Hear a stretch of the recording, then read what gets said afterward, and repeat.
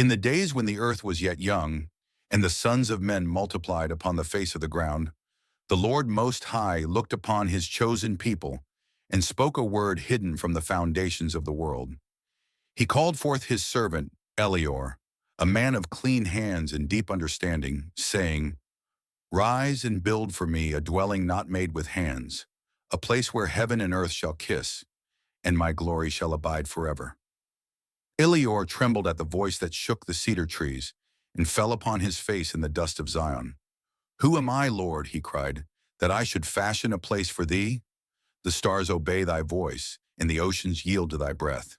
But the Lord touched his lips with fire, and wisdom was poured into him as rivers into the sea. He saw visions by day and by night, and the design of the construction was written upon his heart, not with bricks of clay nor stones of man's cutting, but with living elements summoned by the word of the Lord, did Elior begin to build the mountain of light. Its foundation was hidden in the deep, sealed by the archangels. Its height reached into the heavens, unseen by mortal eyes. Lightning danced upon its towers, and fire circled its courts. And all the nations round about heard of the wonder rising, and were astonished beyond speech. The Lord summoned the cherubim from the east, and they carried the sapphire pillars upon their wings. The seraphim blew trumpets of emerald flame, declaring the coming of the house of the Holy One. No iron touched the work, nor did hammer sound upon it, for the stones were alive, humming with celestial resonance. Every beam and arch knew its place, as if guided by the hand of the Almighty himself. The skies were torn asunder, and angels descended, bearing tools not forged by any forge of man. Each tool shone with inscriptions of light, known only to those who dwell beyond the veil. And the blueprint was older than time, etched upon the scrolls guarded by the watchers. Scientists would later search the ruins with confusion, unable to decipher even a single glyph. Elior walked not as other men, for the Spirit of the Lord carried him from stone to stone. He knew where to place each living piece, for it leapt into his hands and aligned of its own will. The mountains bowed before the rising edifice, and the trees whispered its glory in their leaves. The animals watched in silence, as if beholding the birth of a second Eden. The structure defied the laws that govern man's world. Its walls reflected no shadow, yet shone with light though the sun had not risen. Its halls echoed with music that no instrument played, melodies older than Adam's first breath. Birds flew through its columns without fear, and their wings glowed with the touch of holiness. Time itself slowed at its threshold. The priests of other lands heard of it and journeyed, from the deserts of Cush and the mountains of Elam. They brought with them scrolls of ancient science, hoping to understand the mystery, but their instruments failed them, for no compass could find true north within the walls. The stars above seemed altered at its zenith, and gravity obeyed a different order. One chamber within it was called the Core of Days, and none but Elior and the angels entered there. It spun like a wheel of fire, though it consumed no fuel. It was said to contain the memory of creation, a crystal sphere inscribed with divine patterns. When Elior spoke its name, storms halted, and the earth quieted to listen. Even Leviathan stilled beneath the sea.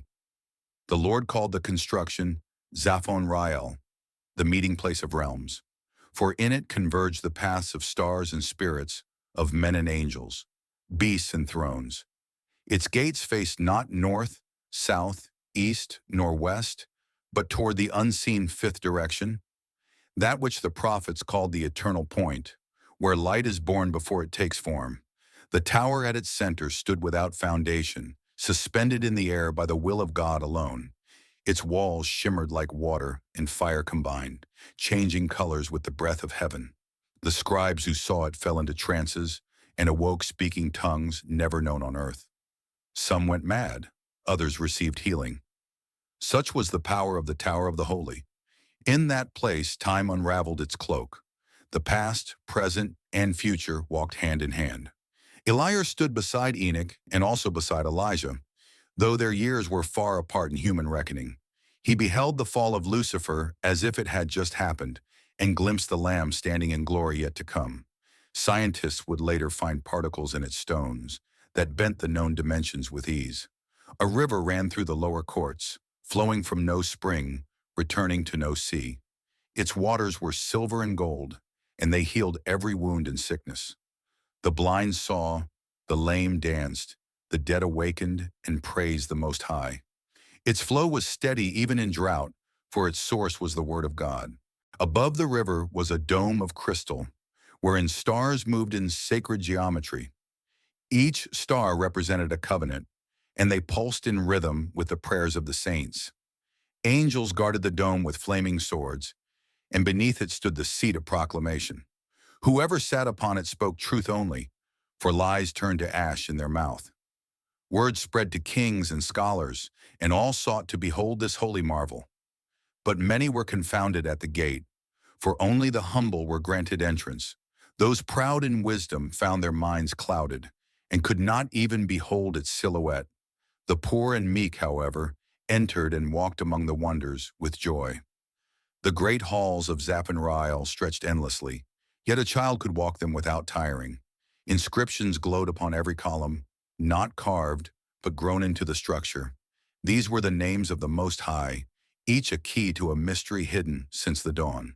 To speak one rightly caused earthquakes and fire. To whisper another brought peace to nations. A chamber known as the Heart of Silence could not be entered by sound or thought. There, even the cherubim held their breath. It was the place where God once stood, and the echo of his presence remained like thunder in still air. Elior entered it but once, and for 40 days he spoke no word, for his tongue clung to the holiness he found. Scientists of the latter days would discover fragments, buried beneath mountains that had no name. Their instruments failed, their theories cracked, for the materials had no atomic signature. Their computers read the stones as undefined. Some thought it a hoax, others wept. The wisest among them whispered, "This is not the work of men." The winds around the great construction never ceased, but they did not howl. They sang. Their song was not heard with ears, but with the soul of those who drew near. It reminded men of the garden they lost, and the kingdom yet to come. Even wild beasts grew tame at its walls and rested beneath its trees in peace. At the appointed time, Elior finished the work, and the Lord descended in a cloud of gold and sapphire. The sky split from east to west, and 10,000 angels stood as witnesses. The voice of God thundered through the realms. "This is my dwelling among men. I shall not depart until the fullness of days." And all creation stood still in awe. From that day forth, none could measure the height of the temple, nor trace its width upon the earth. For Zaffon Ryel existed both here and beyond, in the world of men and in the higher heavens. Its shadow healed, its echo awakened prophets. And though it was visible, it could not be drawn. No image could capture its likeness, for it shifted with the breath of God. A priest from Sheba came to record its wonders, but his ink turned to light and his scrolls vanished. Another from the isles of the sea fell prostrate at its gate, declaring, "This is the womb of all wisdom." And an old prophet, blind from birth, beheld the tower and wept for joy. He said, "I see now more clearly than any man, for the face of God has kissed this place." The nations sought to conquer the land around it, but their chariots broke and their swords melted. Storms rose against them without warning, and their generals fled in fear. One king offered 10,000 talents of gold if Elior would teach him its secret. But Elior answered, "It is not for sale, for its architect sits upon the throne of eternity." Many legends were born in its shadow. Some claimed the Ark of Enoch was hidden within. Others said the tongues of Babel were healed in its halls. And some whispered that the end of all things was written in fire on its ceiling. But none could speak fully of its wonders, for every word fell short of its truth, and every parable failed to contain its glory. One chamber held the scroll of echoes, where every prayer ever spoken was inscribed. Each syllable hovered like smoke above golden pages, unfading, unforgotten, unjudged. Elior read there daily, and his heart broke for the cries of the nations. He interceded with tears and fire, and the Lord heard him from between the cherubim. Then came a day when Elior was called upward, and a chariot of sapphire descended from heaven. The people wept, for they loved him as a father, and feared to lose their guide. But he smiled, radiant with divine peace, and said, I go to the builder who called me. He left behind no body, no tomb, only his footprints glowing on the floor of the sanctuary. After Elior's ascension, the mountain shook, and the stars bowed in reverence. A scroll appeared above the highest gate, inscribed with fire, Sanctum Aeternum. The wise knew it meant eternal sanctuary, a place untouched by decay or war. From that day, only those called by name could behold the holy construction. Generations passed, yet Zaffon Ryel remained. Empires rose and fell like grass before the wind, but the structure neither aged nor faded. Even when the lands were swallowed by flood and fire, the temple stood serene amid the chaos. It had no guardian, yet none dared violate it. Birds nested in its towers, and angels still watched from the heights. In the latter days, men of science and steel dug into the mountains with great machines. They found tunnels that echoed with ancient chants, walls that rejected every probe or scan. A single stone bore a name that no language held, yet all who saw it knew it meant glory. Their measurements failed, their minds grew dim, and they returned home changed forever. One among them, a physicist named Baran, spoke softly as he left the mountain's shadow. We searched for proof and found presence. We sought knowledge and touched holiness. He published no paper, wrote no report, but withdrew into silence and prayer, telling only his children, that place is the hinge of worlds. Among the ruins near the great sanctuary, shepherds heard voices though no one spoke. They reported dreams sent by stars and visions of stairways reaching beyond the moon. A child born nearby glowed with light at birth and sang psalms in a tongue no one taught. Priests from distant lands came to see her and declared her touched by the breath of God. At the highest point of Zaffon Ryel was the Chamber of Convergence. There, 7 thrones encircled a crystal flame, each throne prepared for a ruler yet unseen. Only angels entered, and only in silence, for this was the seat of the sevenfold kingdom. Its mysteries awaited the final trumpet and the return of the king who shall judge the nations. A wall bore the prophecy of Elior, written in starlight, no mortal hand traced. It read, "When the last seal breaks, this house shall rise beyond the veil.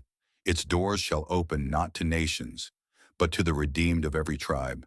Then shall time be no more, and the Lord shall dwell with them forever." Pilgrims still journey to the holy region, though few ever reach its sacred boundary. Many return with stories too wondrous to believe, while others never return at all.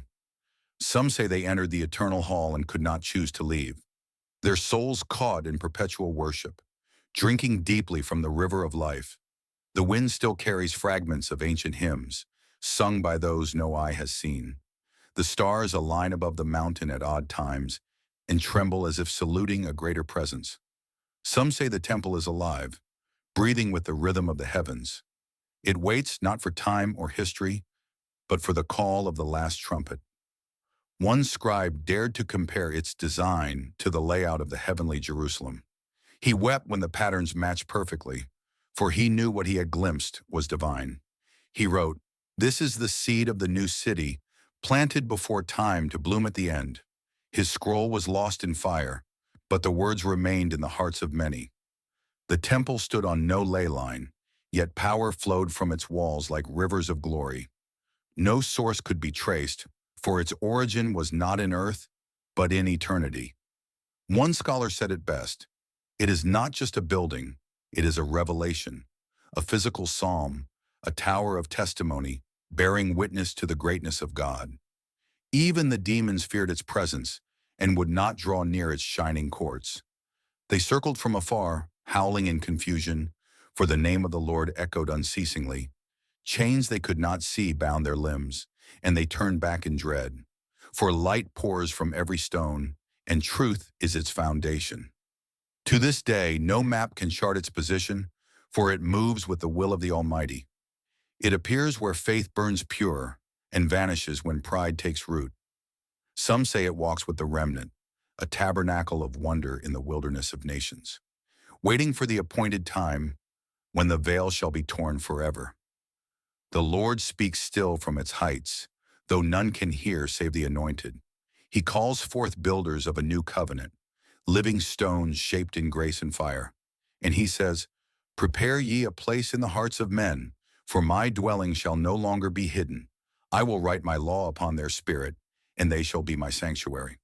Thus, Zaffon Ryel remains a riddle to the learned, a comfort to the faithful, a terror to the proud. It is the mountain not made by hands, the altar eternal, the house of unending glory. Its steps lead not just upward, but inward, to the depths of the soul. And its light cannot be dimmed, for it was lit by the voice that said, "Let there be." The angels who helped Elior now guard the realms, watching for the day when all things are fulfilled. They speak not often, but when they do, they utter only one word: soon. And the heavens respond with thunder, and the earth trembles in anticipation. For the time draws near when the dwelling of God shall again be among men. O mortal, if thou should hear of Zaffon Ryel, do not harden thine heart in doubt. For what is impossible with men is the daily work of the Lord of hosts. Lift up thine eyes and thy soul, and seek the face of the Builder eternal. For blessed are they who believe, even when they have not seen. There is no temple greater than this, that God himself would dwell with his creation. This is the mystery the prophets long to behold, and the song the morning stars still sing. It is the blueprint of the ages, and the crown of the holy architect. And one day soon, all flesh shall see it, and be speechless before its splendor. So let the wise search not with microscopes, nor the proud with armies of machines. For the secret is not beneath the soil, but above, within, and beyond. The temple of glory remains in its place, waiting for the cry, "Come, Lord Jesus." And when he comes, its gates shall open for the last time, and the mountain shall rise again, more radiant than in the days of Elior. For the Lamb shall walk its golden halls, and his name shall be upon every stone. The saints shall dance in its courts, and time shall be no more. The stars shall bow in joy, and death shall flee from the holy flame. The nations shall bring their glory unto it, and their kings shall cast down their crowns. No temple shall be needed elsewhere, for this shall be the center of all light. The sun and moon shall retire in honor, as the face of God lights every heart. And from the gates of Zaffon Ryel, living waters shall flow forevermore. Then shall it be said across the cosmos, "This is the greatest construction ever wrought. Neither time nor decay could touch it, for it was conceived in the breath of God. And all who dwell in wisdom shall testify, that which we sought in science, we found in worship. And every mouth shall be filled with praise. Elior shall stand among the great cloud of witnesses, his hands lifted to the Builder on high. And all the angels shall cry, 'Worthy,' as the stones of the temple sing in harmony. The veil shall be torn forever, and heaven shall kiss the earth once more, and every tear shall be wiped away in the light of eternal construction." Thus ends the tale of the greatest construction, not built by hands but by holiness and fire. May the hearts of men awaken to its wonder, and may the wise prepare the way of the Lord. For what was hidden shall be revealed, and what was ancient shall be made new. Zaffon Ryel shall rise at the last trumpet, and the dwelling of God shall be with men forevermore. And lo, a silence fell across the heavens, as the throne prepared to descend in fullness. Zaffon Ryel stretched into the skies, its towers crowned with eternal flame.